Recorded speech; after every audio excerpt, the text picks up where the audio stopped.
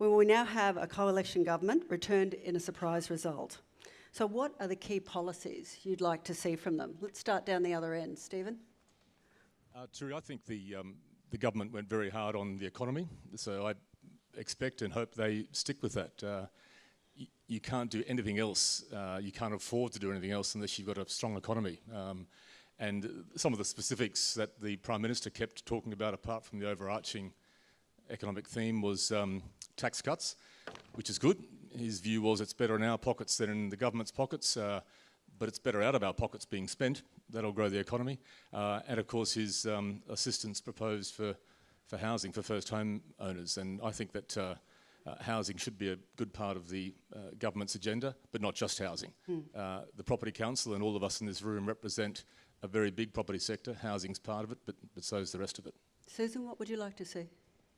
I think what the Minister was just talking about in terms of cooperation between all levels of government in city deals is absolutely essential, but there's one element that wasn't mentioned, and that's the private sector. And allowing mechanisms whereby private sector can deliver what governments at all levels need as we plan for growth in our cities is something that is a really key area where we need to continue to work on not just the policy that the government has, but how it then flows through into delivery. And can I just remind everyone, please, to send any questions through the app, and then I'll obviously read them out. David, have you got any ideas on this? What's your thoughts? What do you want to see? Look, I think everyone in this room and the property sector should be relieved. We have got stability. As Stephen alluded to, we have a lot less risk of new taxes, further denting consumer confidence. And I think, as the Prime Minister suggested, quiet Australians, or the silent majority, actually do want to be aspirational. So, they don't want to have their savings and investments affected by new taxes. So I think we've got a lot to be pleased about with the election result. As has been discussed, one thing that is critical to the property industry is consumer confidence, and it doesn't matter whether it's residential or retail or other parts of the market. We need to have some consistent policy. It'd be great to get a little more connectivity at both the federal and state and local government level, so that developers have got a little less red tape and a little more transparency. But overall, I think what we should be pleased about is we've got more confidence. You look at the rebound in the banking stocks since the election; it's really been quite incredible. And for me, that's important. If we don't have a stable, resilient banking sector that has got the ability to lend money, and I think APRA's recent change on the 7.25%, removing that from an interest serviceability point of view is another really positive step in the right direction. So I think we just need to see a little more continued consistency and if you like, intergovernmental cooperation. And as Sue said, collaboration with the private sector is pretty critical, because we're no different to any other country in the world. They need private sector funding to fund the infrastructure that countries need. Can I ask, before I throw to the floor, I'll ask a practical question. Mark, so if we were to sit down again in 3 years after the next election, what would you say would be the markers of success of government policy on housing? What are some key things that you would say would make it successful?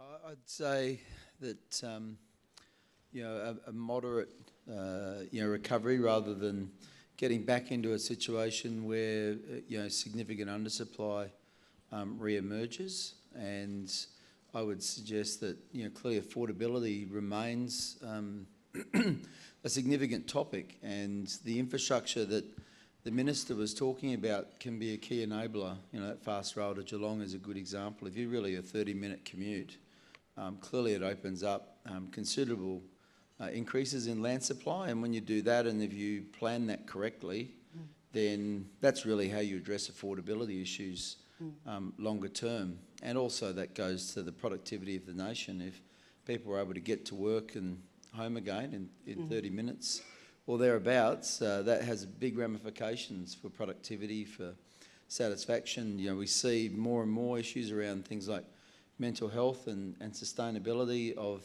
people's well-being. And traffic and things like that, aren't positive contributors to those things. Romilly, in that case, can we get the infrastructure right? Can we cope with growth? Well, I think the great thing about the election is infrastructure was forefront of both parties.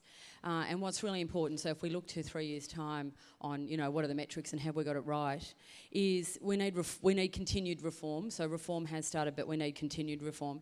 And the big thing which came out of the Reserve Bank this week is continued infrastructure investment. I think that's incredibly important, especially we're talking about future cities today. And infrastructure is both economic and social, and we can't forget the social.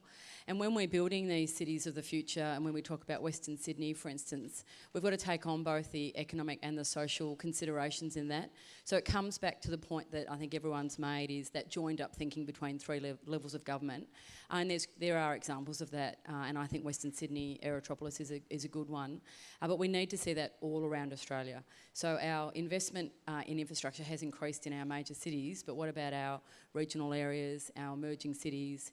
And so there needs to be a discussion around the fairness of where the infrastructure spend is too, and where it's most needed, and it's really responding to user needs. Let's take a question from the floor. So it asks here, you have access to a lot of superannuation capital. What affordable workforce housing initiatives are you planning in the next few years? Who would like to take that? Susan? Susan's got the mic. Yeah, I'll start with that one. Affordability is an absolutely critical issue.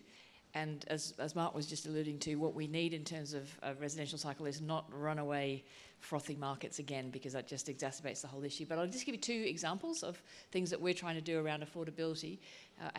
One is build to rent, which is institutional rental, which provides the opportunity for affordable rentals mixed in with market rentals, but importantly, home security for people who can't or don't want to buy, which is an increasing proportion of the community. So that's one angle of creating a new housing typology. The other one is an experiment we're running in Perth at the moment, which is rent to buy. And that's the scheme where somebody agrees to rent one of our new apartments for 2 years. They pay us rent. At the end of 2 years, they've got an option to buy at a pre-agreed price. Along the way, they've been working with the bank, and their rent turns into their deposit.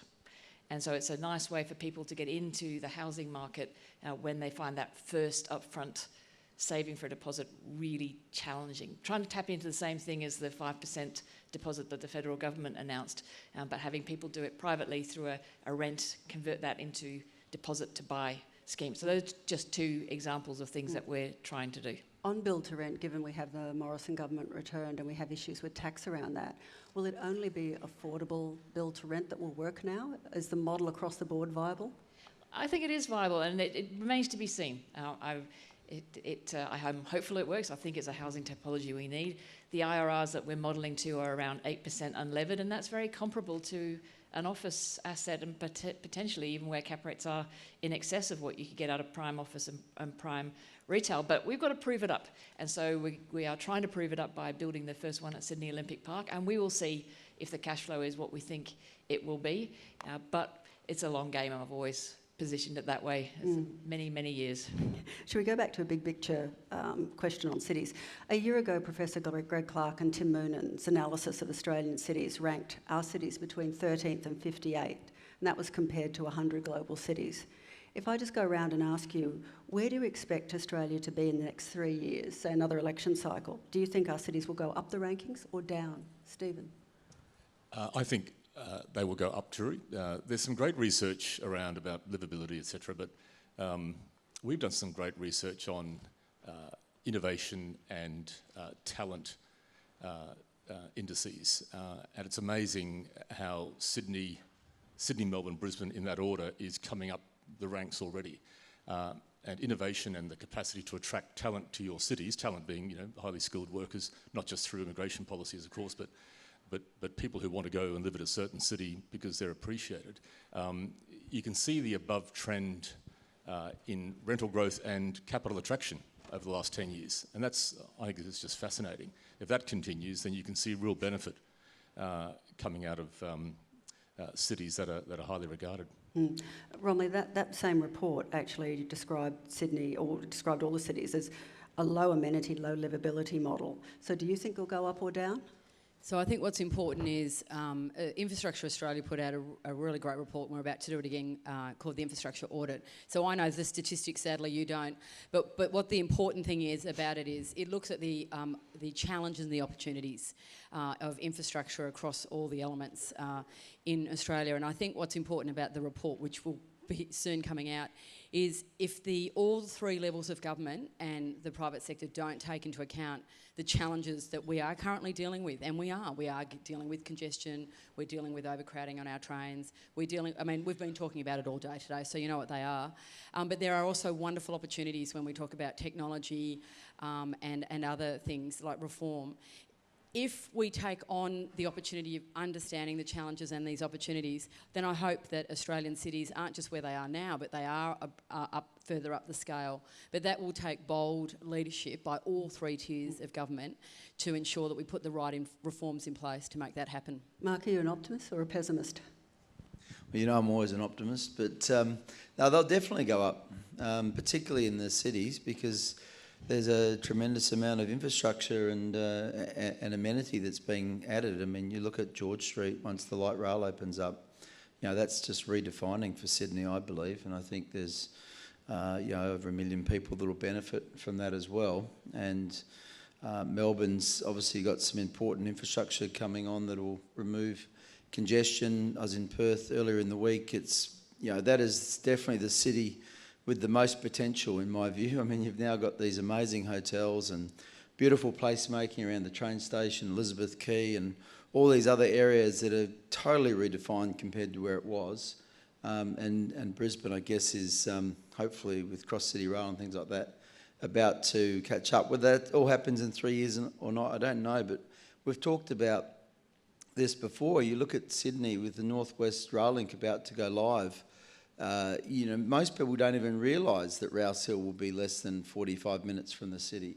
And look at the golden arc that's on. I mean, that train line running every 4 minutes, autonomous, will go through Rouse Hill, Norwest Business Park, Chatswood, St Leonard's, Crow's Nest, North Sydney, Barangaroo, into Martin Place, and then around to Town Hall. And suddenly, I haven't counted them up, but I'll guesstimate, and I'll say at least more than 1 million people will all of a sudden be within 45 to 30 minutes of significant employment centres, and they're already 25 minutes from Parramatta. So, those are the things that go to where the issues. Why do we score poorly?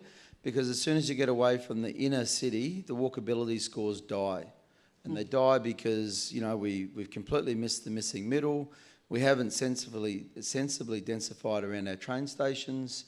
We haven't ever got onto the concept of, park and ride, which is now the New South Wales government is focusing on, and that's important. Autonomous vehicles will also help with that, but we do need to build a, YIMBY discussion with the broader community. Yes, in my backyard, because I will get more amenity, I'll get more medical, I'll get more library, I'll get more schools, I have a better future for my children.